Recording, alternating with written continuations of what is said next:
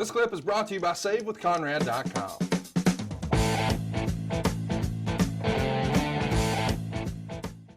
Well, let's talk about how prominently they're featured, and specifically with PR things. I mean, you want to talk about a vote of confidence? Check this out.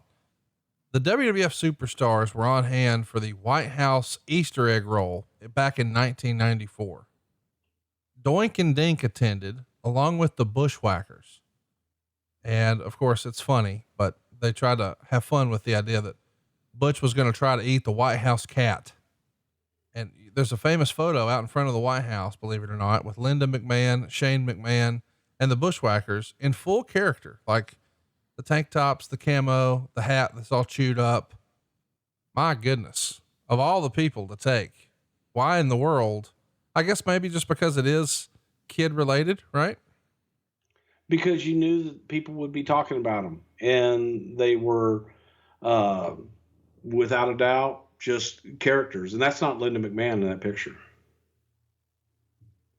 Okay. Well, tell us who it is. It's one of the, marketing people. I don't remember her name. That's not Linda. Just saying. Thanks for participating. Appreciate it. I'm giving you all this information, but they were, the Bushwhackers were somebody, again, that when you go out in public and people are going to go, who the fuck is that? And then they want to go get near them and say, hey, what do you do? And if they don't know, and then I want to see those guys. I want to see those guys in action. They were fun. It feels like they're odd choices for brand ambassadors on the one hand, but on the other hand, if you're targeting kids, they might be perfect for it, right? Well, when you talk about the World Wrestling Federation at the time, they were perfect. They were international stars.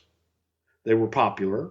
They stood out in a crowd, and for the most part, audiences loved them.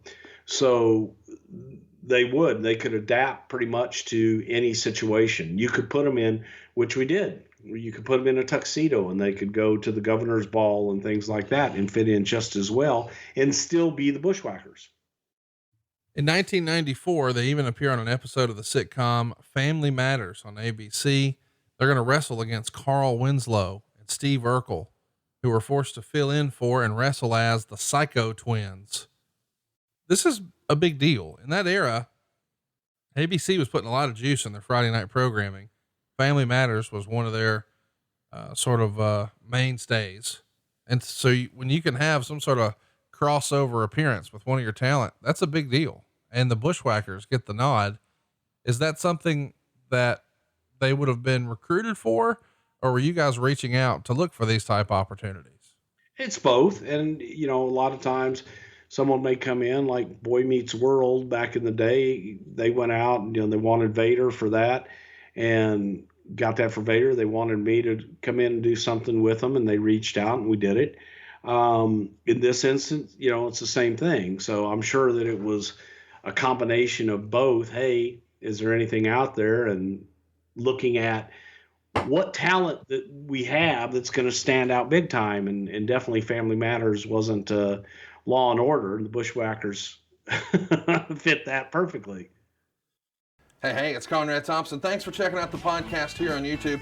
Be sure to hit the subscribe button and the notifications bell so you get a notice anytime we upload some new content. And go save yourself some money right now. If you're in a 30-year loan or you have credit card debt, it's not a matter of if I can save you money. It's a matter of how much. Find out right now for free at SaveWithConrad.com.